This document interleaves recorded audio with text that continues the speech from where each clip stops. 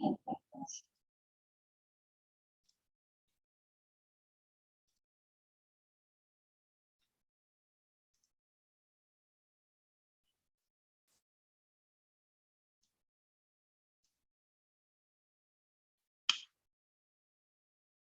have started with the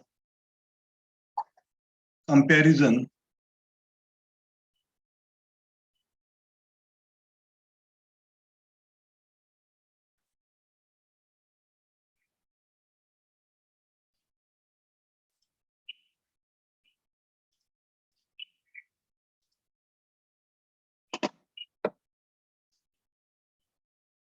One minute, please.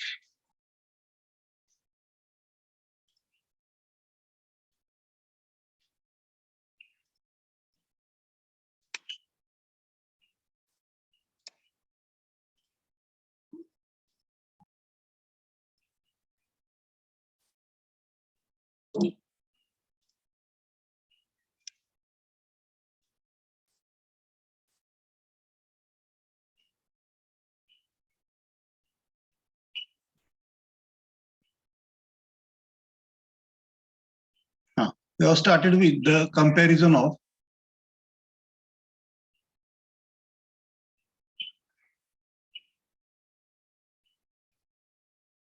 microprocessor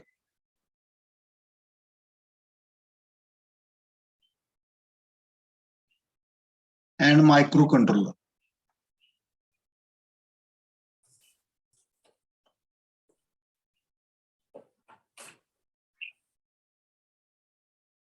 Okay. Comparison of microprocessor and microcontroller. On one side we have microprocessor, on the other side we have microcontroller. So this way we are going to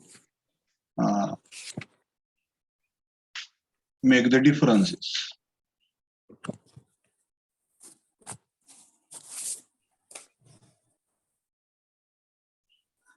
Right? So first comparison is microprocessor. It is a general purpose device.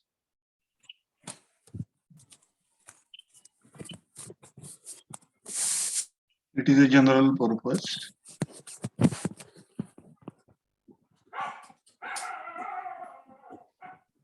Mic पुन्हा तर चालू आहे. Mic फक्त बंद करा.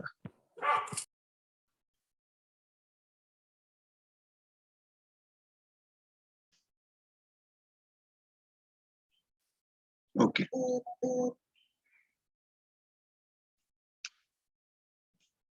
General purpose device. Microprocessor is a general purpose device, while microcontroller, it is a specific purpose device.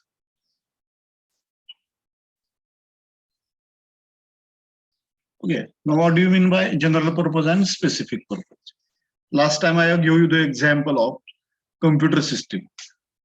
Computer system जी आहे सध्या ही computer system किंवा आपला आपण कॉम्प्युटर म्हणतो त्याला, तो कॉम्प्युटर हा कशासाठी वापरला जातो असं जर प्रश्न कोणी विचारला तर आपण त्याचं नेमकं उत्तर देऊ शकत नाही की कॉम्प्युटर नेमका कशासाठी वापरला जातो.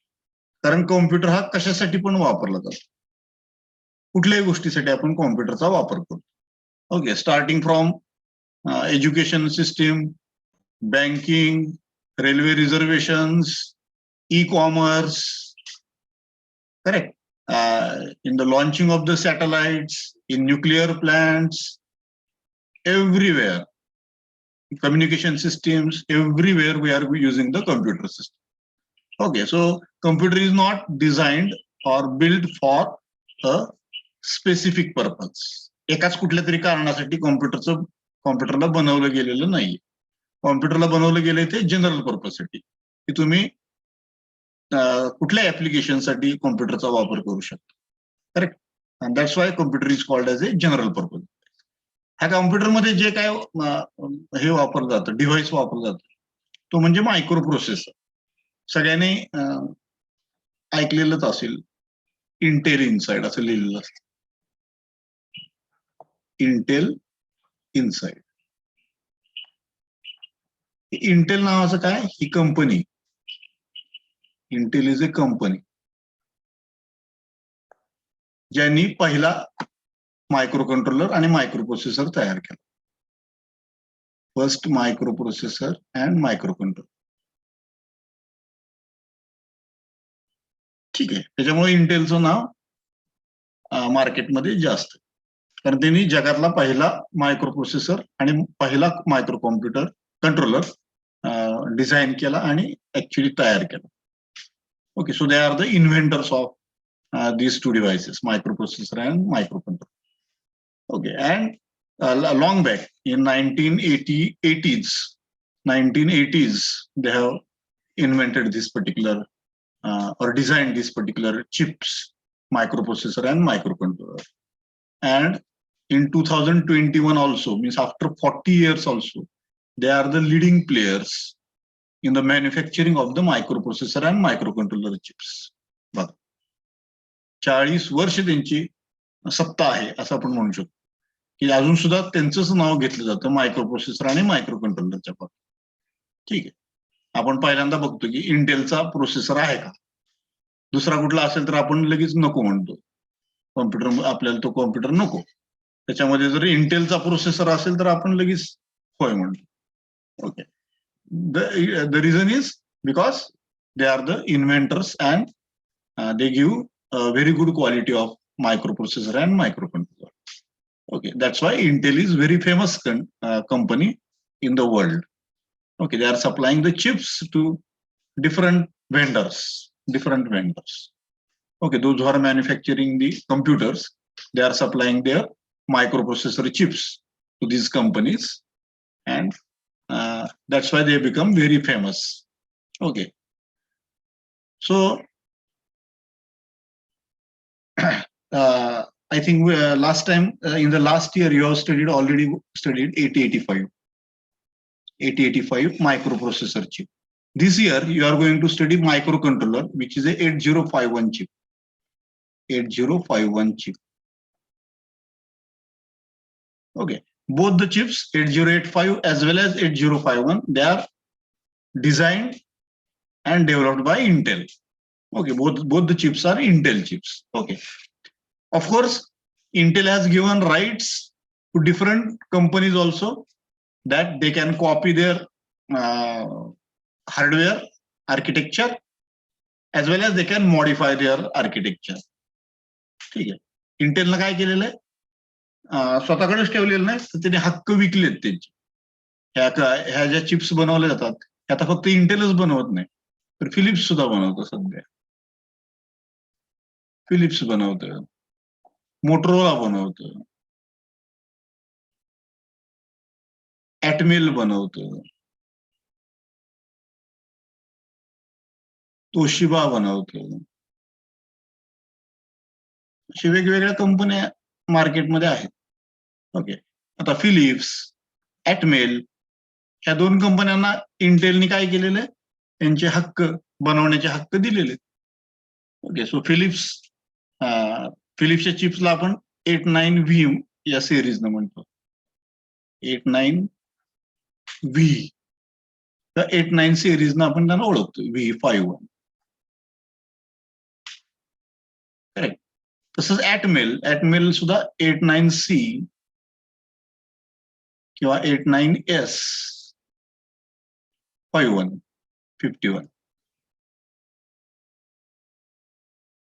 करेक्ट. तर असे ह्या ज्या कंपन्या आहेत, ऍटमेल म्हणा, फिलिप्स म्हणा, यांना इंटेल कंपनीनं चिप्स तयार करण्याचे अधिकार दिलेले आहेत. त्यांच्याकडनं पैसे घेऊन त्यांना अधिकार दिलेले आहेत. त्याच्यामुळे फिलिप्स कंपनीनं काय केलेलं आहे, 8051 ह्याचा आर्किटेक्चर वापरून त्यांनी स्वतःचा मायक्रो कंट्रोलर 89V51 हा बनवलेला आहे आणि तो ते मार्केटमध्ये विकतात. तसंच याच 8051चा आर्किटेक्चर वापरून ऍटमेलने त्यांचे स्वतःच्या चिप्स बनवलेले आहेत. 89C51 हा पण मायक्रो कंट्रोलर आहे, कॉम्पॅटेबल विथ 8051, पिन टू पिन कॉम्पॅटेबल. म्हणजे काय, 8051 च्या पिन्स ज्या आहेत त्याच पिन्स 89C51च्या आणि 89V51च्या त्याच पिन्स आहेत. ठीक आहे, 1 नंबर पिन जर हे असेल 8051ची तर ह्या बाकीच्या कंपन्यांची सुद्धा 1 नंबर पिन तीच असणार. ठीक आहे, मग यांनी फरक काय केला? तर यांनी फरक थोडा थोडा केलेला आहे याच्यामध्ये. फिलिप्सवाल्यांनी ॲटमेलवाल्यांनी थोडा थोडा फरक केलेला आहे. ओके, मेमरीमध्ये त्यांच्या फरक केलेला आहे. इंटेलनी जी मेमरी वापरली ती वेगळी वापरलेली, फिलिप्सने वापरली ती वेगळी वापरली, ॲटमेलने वापरली ती वेगळी वापरलेली. ठीक आहे, त्यानंतर मेमरी कॅपॅसिटी इंटेलनं 4 किलोबाईट मेमरी दिलेली मायक्रो कंट्रोलरसाठी, तर फिलिप्सनं जास्त मेमरी दिलेली, ॲटमेलने जास्त मेमरी दिलेली. ठीक आहे, तर असे काही ऍडव्हान्टेजेस फिलिप्स आणि ॲटमेलनी दिलेले आहेत. त्याच्यामुळं सध्या मार्केटमध्ये ज्या चिप्स चालतात त्या ॲटमेलच्या आणि फिलिप्सच्या, इंटेलच्या चिप्स कोणी वापरत नाही शक्यतो. ठीक आहे, कारण हे कॉम्पॅटेबल आहेत. फिलिप्स आणि ॲटमेलच्या चिप्स ज्या आहेत त्या compatible with 8051.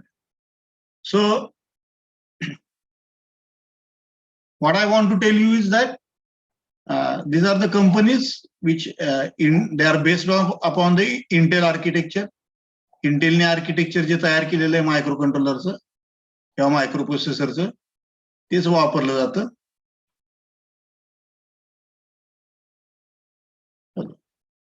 So what is microcontroller? It is a specific purpose device. Microprocessor is a general purpose device, while microcontroller is a specific purpose device. मागच्या वेळेस मी सांगितलं तुम्हाला की मायक्रो कंट्रोलर कशा कशामध्ये वापरला जातो, तर अगदी तुमच्या माऊस मध्ये,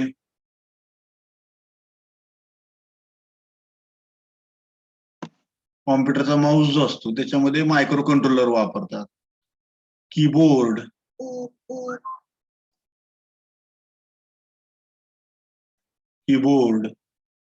बरोबर आहे, कॅमेरा, डिजिटल कॅमेरा,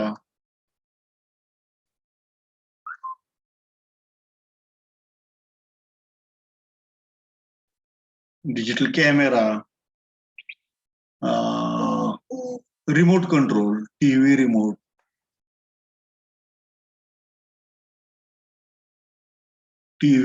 कंट्रोल, बरोबर आहे का? त्यानंतर fax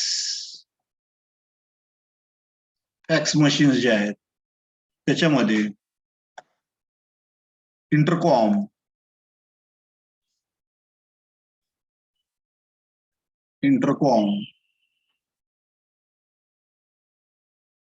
musical instruments,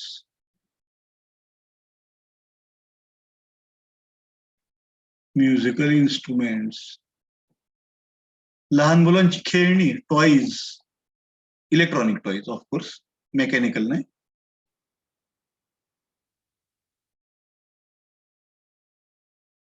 electronic toys.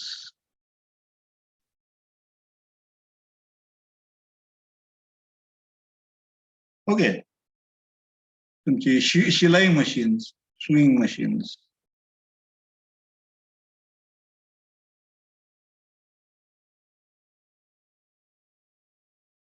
कितीतरी एक्झाम्पल्स. आता हे अगदी काही आपल्याला जेवढे आठवत आहेत तेवढे मी सांगितले तुम्हाला, परंतु हजारोनं एक्झाम्पल्स आहेत की जिथं मायक्रो कंट्रोलरचा वापर केला जातो. ठीक आहे, हजारोनं एक्झाम्पल्स, त्यातले काही सॅम्पल म्हणून तुम्हाला मी सांगितले जे आपल्याला डे टू डे माहीत असतात. माऊस आपण वापरतो, कीबोर्ड वापरतो, आपण डिजिटल कॅमेरा वापरतो. आपला मोबाईलचा कॅमेरा नाही, आपण सेपरेट कॅमेरा जर विकत घेतला तर त्याच्यामध्ये मायक्रो कंट्रोलर असतो.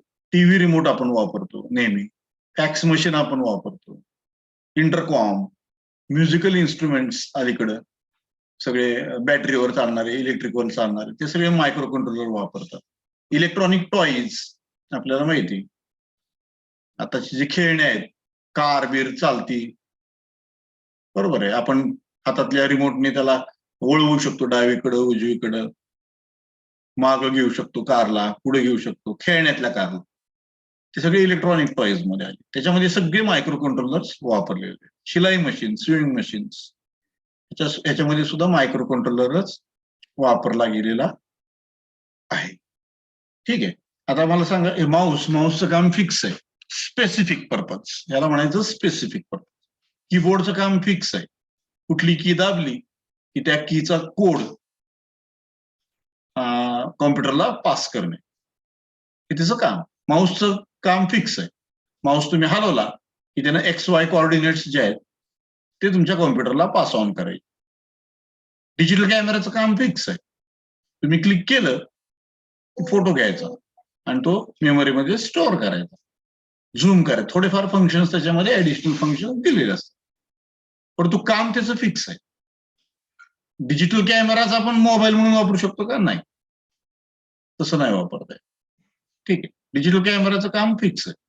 टीव्ही रिमोट कंट्रोल, आपण चॅनल बदलण्यासाठी, व्हॉल्यूम कमी जास्त करण्यासाठी, त्यातले काही फंक्शन्स आपल्याला वापरायचे असतील तर वेगवेगळे फंक्शन्स टीव्हीचे, त्यासाठी रिमोट कंट्रोल असतो, त्याचं काम फिक्स आहे. रिमोट कंट्रोलच्या सहाय्याने मी मोबाईलला फोन करू शकतो का? नाही, बरोबर आहे का? रिमोट कंट्रोलचं काम फिक्स आहे की तुम्हाला व्हॉल्यूम, चॅनल बदलणे, काही सेटिंग्स ऍडजस्ट करणे, हे त्याचं काम, म्हणजे स्पेसिफिक पर्पज झालं. फॅक्स मशीन, जे काय तुम्ही पिक्चर दिलेलं आहे त्याला, पिक्चर किंवा जे काय इमेज, ते इमेज सेंड करणे पाहिजे त्या ठिकाणी, किंवा एखाद्याने पाठवलेली इमेज प्रिंट करणे, फॅक्स मशीनचं काम, त्याचं काम फिक्स आहे. ह्याच्यापेक्षा वेगळं काय करू शकत नाही फॅक्स मशीन, बरोबर आहे. स्विंग मशीन, स्विंग मशीन म्हणजे शिलाई मशीन, शिलाई मशीनचं काम फिक्स आहे, तुम्ही बटन ऑन केले की ते शिलाई चालू करतं, निडल खाली वर व्हायला चालू करतं, कामं फिक्स आहेत ते. तर हे स्पेसिफिक पर्पज तयार केलेले जे डिव्हाइस असतात, जे काही उपकरण असतात, त्याच्यामध्ये कंपल्सरी मायक्रो कंट्रोलर वापरला जातो. ठीक आहे. आणि जनरल पर्पज म्हटले की काय आलं? जनरल पर्पज म्हटले की कॉम्प्युटर आला. एक्झाम्पल,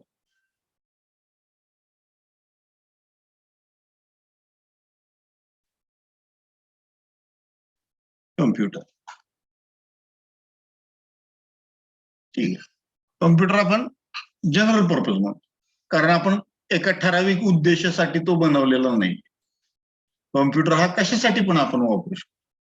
ठीक आहे. अलीकडचे लेटेस्ट मोबाईल फोन्स, हे जर जवळजवळ कॉम्प्युटर झालेले, आपण जे मोबाईल वापरतो सध्या, लेटेस्ट और ऍडव्हान्स्ड मोबाईल फोन्स,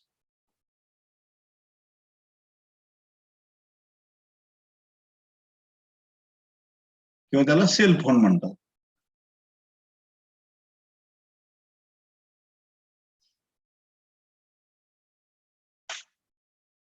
लेटेस्ट और ऍडव्हान्स्ड मोबाईल और सेल फोन्स.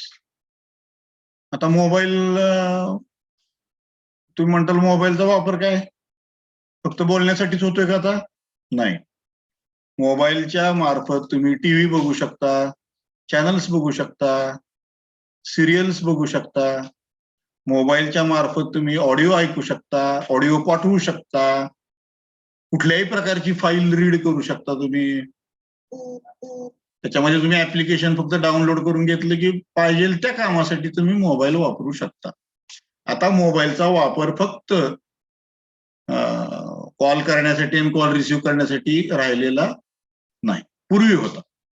सुरुवातीला ज्यावेळेस मोबाईल आले त्यावेळेस त्याचं काम ठरलेलं होतं की कॉल दुसऱ्याला फोन करायचा आणि दुसऱ्याचा आलेला फोन रिसिव्ह करायचा, आणि कॉन्टॅक्ट आपण जे नंबर्स आहेत ते सेव्ह करायचे त्या मेमरीमध्ये. एवढं लिमिटेड काम होतं पूर्वीच्या मोबाईल. परंतु जसे जसे मोबाईलमध्ये ऍडव्हान्समेंट होत गेले त्यावेळेस त्याच्यामध्ये बऱ्याच गोष्टी ऍड करत गेलो. ठीक आहे. आणि ऍड करत करत आता असं झालं की मोबाईलचा वापर फक्त फोन करण्यासाठी, फोन घेण्यासाठीच राहिलेला नाही, तर इंटरनेट वापरण्यासाठी मोबाईलच वापरतो आपण. ठीक आहे. व्हिडिओ बघण्यासाठी मोबाईलच वापरतो, टीव्ही बघण्यासाठी मोबाईलच वापरतो, ऑडिओ सॉंग्स ऐकण्यासाठी मोबाईलच वापरतो, रेडिओ ऐकण्यासाठी मोबाईलच वापरतो. ठीक आहे. याचा अर्थ ऑल इन वन झालं ते डिव्हाइस. त्याच्यामुळे आता मोबाईल जे आहेत सध्याचे हे सगळे स्पेसिफिक पर्पज राहिलेले नाहीयेत, ते आता जनरल पर्पज कडे चाललेले. Okay, they are almost general purpose device. Okay, पूर्वीचे सुरुवातीला जे मोबाईल आले ते मात्र स्पेसिफिक पर्पज, कॉल करण्यासाठी आणि कॉल रिसिव्ह करण्यासाठी आणि काही थोडेफार फंक्शन्स त्याच्यामध्ये होते, परंतु आता तसं राहिलेलं नाही. ठीक आहे, मोबाईल म्हणजे it is as good as a small computer in your hand. Memory सुद्धा बघा आता मोबाईलची किती झाली. ठीक आहे, कॉम्प्युटरचा रॅम सुद्धा आता सध्या 8 जीबीचा आहे आणि मोबाईलचा रॅम सुद्धा 8 जीबीचा आहे. कॉम्प्युटरची मेमरी फक्त जास्त आहे, टीबी मध्ये असते, 4 TB 8 TB. आता मोबाईलची मेमरी सुद्धा जवळपास 256 GB पर्यंत गेलेली. ठीक, म्हणजे it is as good as a computer. फक्त त्यामध्ये फार मोठा डेटा आपण सेव्ह करू शकत नाही. कॉम्प्युटरमध्ये आपण कसं, कॉम्प्युटरचा वापर मेनली मोठ्या अमाऊंट मधला जो डेटा आहे, खूप डेटा आहे, तो सेव्ह करण्यासाठी, स्टोअर करण्यासाठी कम्प्युटरमध्ये कॅपॅसिटी असते, तेवढी डिस्क असते त्याच्याकडे किंवा मेमरी असते, तेवढी मेमरी मोबाईलकडे नसते. ठीक आहे, बऱ्याच मोठ्याच प्रमाणात आपण साठवू शकतो, परंतु कॉम्प्युटर एवढा डेटा आपण मोबाईलमध्ये नाही सेव्ह करू शकत. एवढाच फक्त फरक राहिलेला. बाकी जवळपास कम्प्युटर जे काही काम करतो ते सगळी कामं मोबाईल करू शकतो. Almost 99% you can say. Okay, only 1% difference is remaining in between. त्याच्यामुळं सध्याचे मोबाईल जे आहेत ते आर जनरल पर्पज डिव्हाइसेस. ठीक आहे,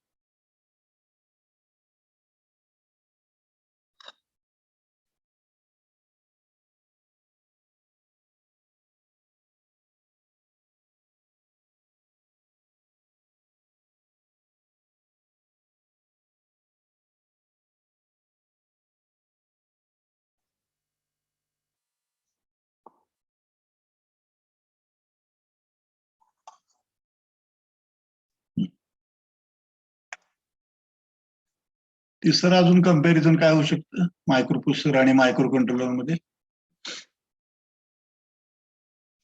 मायक्रो प्रोसेसरला कम्प्युटिंग पॉवर जास्त दिलेली, हाय कम्प्युटिंग पॉवर.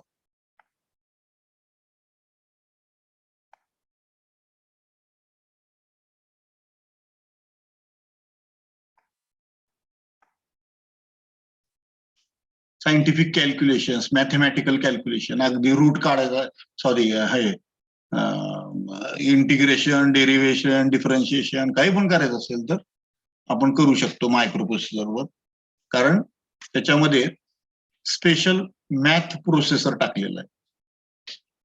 ठीक आहे, आपण म्हणतो की क्वाड कोअर किंवा ऑक्टा कोअर म्हणतात.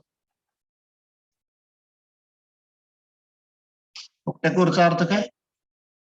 ऑक्टा कोअरचा अर्थ एका चिपमध्ये 8 मायक्रो कंट्रोलर्स बसवायचे.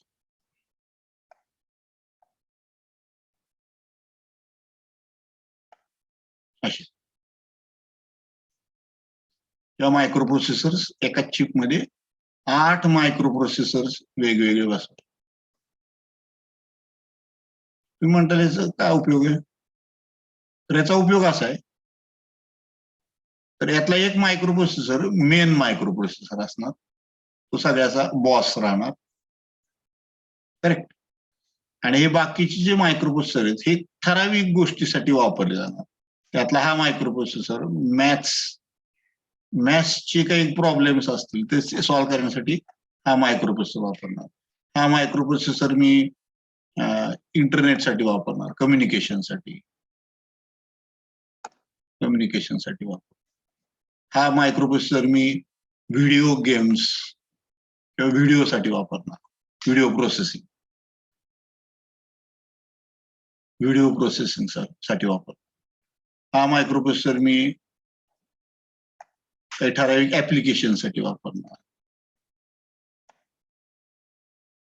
लक्षात. तर काय केलेलं आहे, एकाच चिपमध्ये 8 मायक्रोप्रोसेसर्स इंटिग्रेट केले गेले, मल्टीपर्पज म्हणायचे किंवा पॅरलल प्रोसेस.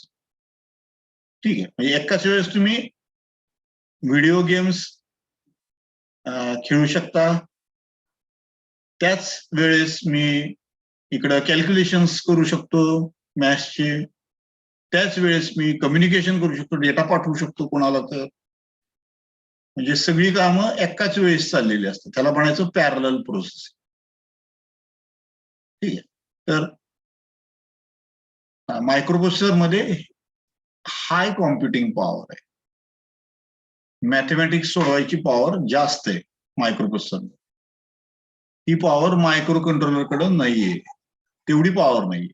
आहे पॉवर, परंतु सिंपल मॅथमॅटिक्स आपण त्याच्यासाठी वापरू शकतो. फार कॉम्प्लिकेटेड मॅथमॅटिक्स आपण मायक्रो कंट्रोलरकडनं सॉल्व्ह करू शकत नाही. Okay, low computing power.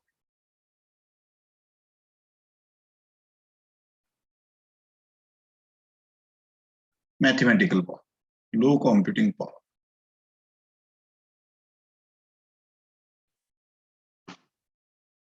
ठीक आहे,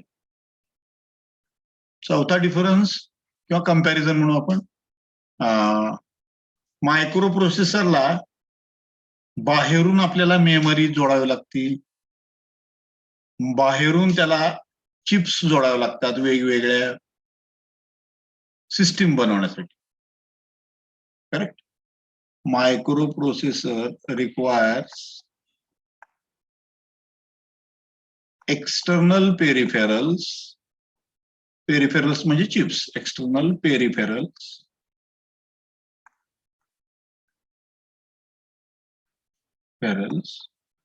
to make a system, to make a system. For example, memory chips,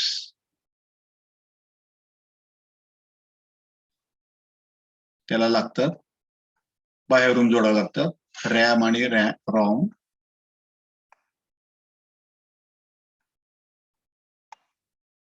IO chips, input output ports, chips.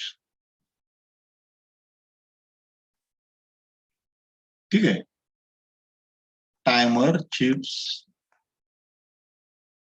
टायमर्स लागतात आपल्याला.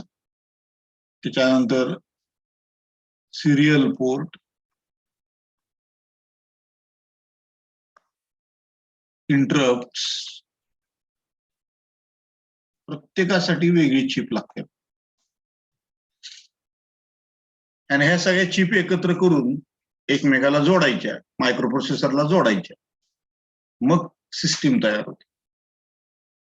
जसं कॉलेजमध्ये वेगवेगळे भाग आहेत, डिपार्टमेंट्स आहेत, ऑफिस आहे, लायब्ररी आहे, NCC आहे, NSS आहे, आणि ह्या सगळ्याचं मिळून आपण कॉलेज म्हणतो. बरं, फक्त प्राचार्यांचं केबिन म्हणजे कॉलेज होऊ शकतं का? नाही. फक्त डिपार्टमेंट्स म्हणजे कॉलेज होऊ शकतं का? नाही. फक्त ऑफिस म्हणजे कॉलेज होऊ शकतं का? नाही. ठीक आहे, हे सगळे एकत्र काम करतात आणि त्या पूर्ण युनिटला आपण म्हणतो सिस्टीम. त्या सिस्टीमला आपण नाव दिलेलं आहे कॉलेज. तसंच मायक्रोप्रोसेसरच्या बाबतीत आहे की मायक्रोप्रोसेसर एकटा म्हणजे प्राचार्य, it is just like a principal. Principal हा बॉस झाला कॉलेजचा, नो डाऊट, परंतु प्रिन्सिपल म्हणजे कॉलेज झालं का? नाही. तसंच मायक्रोप्रोसेसर म्हणजे सिस्टीम झाली का? नाही. मायक्रोप्रोसेसर म्हणजे त्यातला एक महत्वाचा, सर्वात महत्वाचा पार्ट झाला, जो मेन बॉस आहे सिस्टीमचा. परंतु तो मायक्रोप्रोसेसर एकटा काहीच करू शकत, त्याला मेमरी लागती. मेमरी असल्याशिवाय मायक्रोप्रोसेसरचा काहीच उपयोग नाही, कारण प्रोग्राम कुठे लिहिणार तुम्ही? कॉम्प्युटरचा प्रोग्राम कुठं लिहिणार? मेमरी शिवाय तो लिहिता येत नाही. बरोबर आहे. डेटा तुम्ही कुठं स्टोअर करणार? मेमरी शिवाय तो स्टोअर करता येत डेटा. म्हणजे मेमरीची त्याला अत्यंत गरज आहे. बरोबर आहे. त्याच्याबरोबर त्याला टायमर्स लागतात.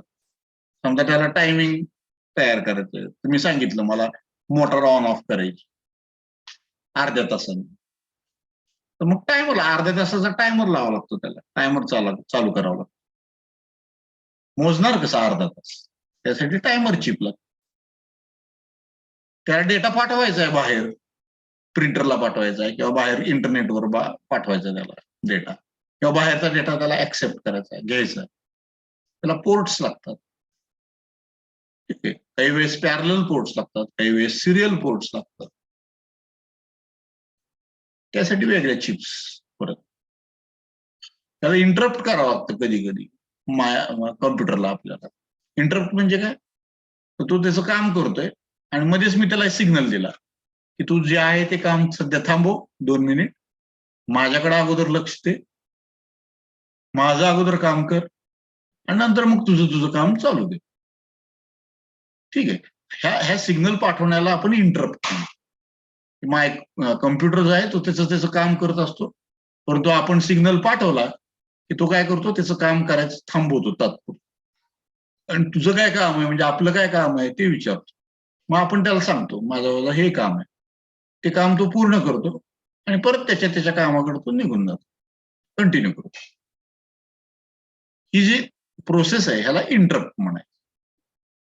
ठीक आहे. तर इंटरप्टसाठी एक चिप लागते. प्रत्येक कामासाठी तुम्हाला चिप्स लागतात आणि त्या सगळ्या चिप्स या मायक्रो प्रोसेसर चिपला जोडलेल्या असतात सर्व. त्याला आपण म्हणतो system, micro processor system.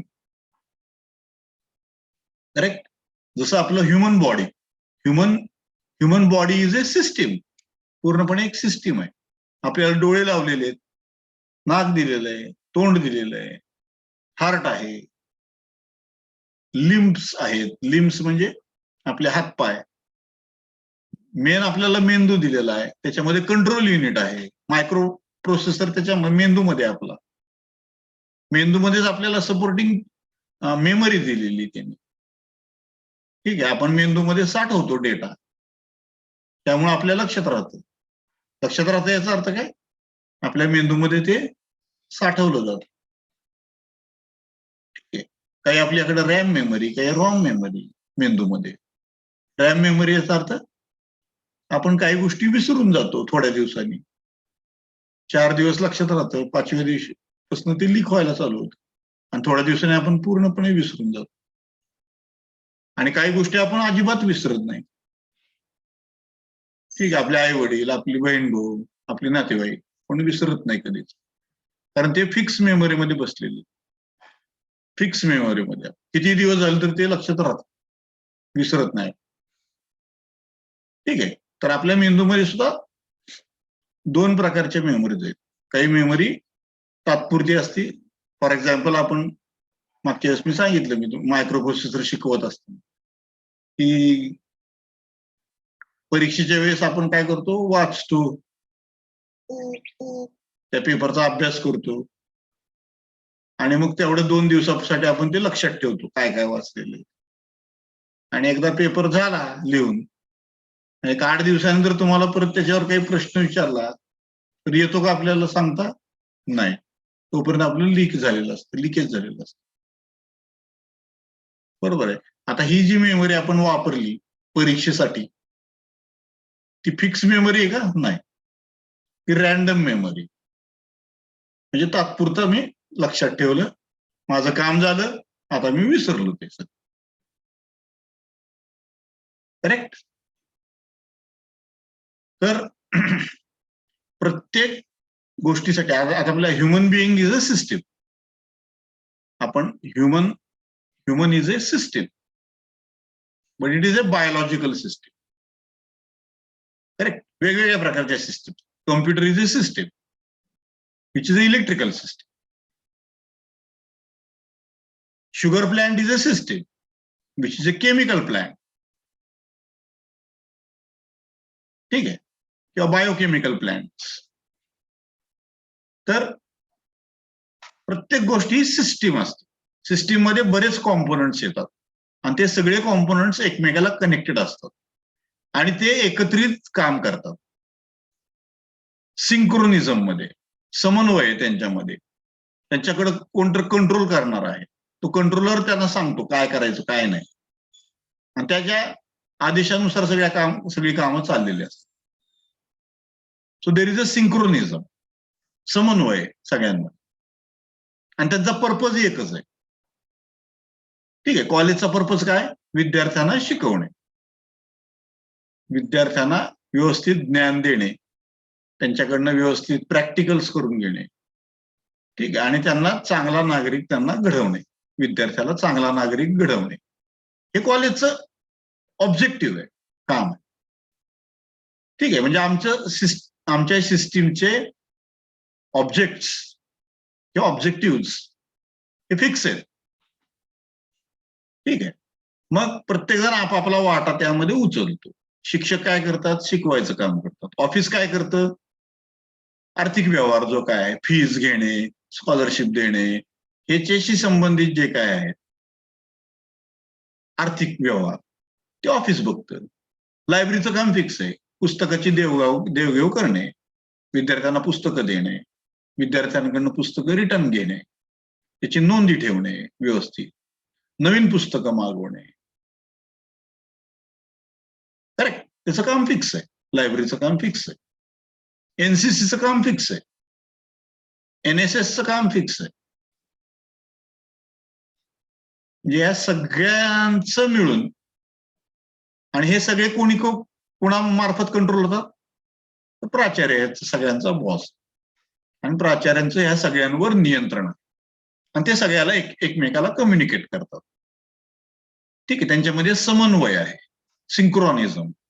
There is a सिंक्रोनिझम between them and that makes a system. Correct, जसं आपला मेंदूचा आपल्या पूर्ण बॉडीवर कंट्रोल आहे. करेक्ट, मी काय बोलतो ते मेंदू ठरवतो, मी काय वाचतो ते मेंदू हे करतो, मी हालचाल करतो हे मेंदूमुळे कंट्रोल होतं. म्हणजे सगळं कंट्रोल हे मेंदू करतो. करेक्ट, गरम लागले की आपण हात बाजूला काढतो, एकदम चटका लागला, हे कसं कळतं आपल्याला? तर मेंदू आपल्याला आदेश देतो किंवा तिथं गरम आहे आणि आपण टॉलरेट नाही करू शकत, म्हणजे आपण ते सहन नाही करू शकत. सहन होण्याच्या पलीकडचं आहे ते गरम, त्याच्यामुळे आपण हात लगेच बाजूला काढतो. ठीक आहे, नाहीतर गरम पाणी आपण कोमट पाणी अंगावर घेतोच की आंघोळ करत, त्यावेळेस आपला मेंदू सांगतो का की नको बाबा हात लावू पाण्याला? नाही, कारण ते टॉलरेबल आहे, सहन करू शकतो. पण सहनशक्तीच्या जर पुढे जात असेल तर मात्र मग मेंदू सांगतो की नको घेऊ, ते पोळतंय, ते गरम आहे. Correct, so computer is a system and every system has many components in it, different components, and each component is performing some work or some task. Each component is performing some work or some task, and together all these components, they work together to achieve a common objective, and that makes a system. That is called as a system. Okay, so I think I have given you a brief introduction to, or very small introduction to, what is the comparison between microprocessor and microcontroller and how to make a system using microprocessor. Next time I will discuss how to make a system using microcontroller. आता मायक्रोकंट्रोलरची system वेगळी आहे, मायक्रोप्रोसेसरची system वेगळी आहे. Okay, so next time I will continue with that. We'll stop here today. Okay, the time is up. 40 minutes are over. I will continue in the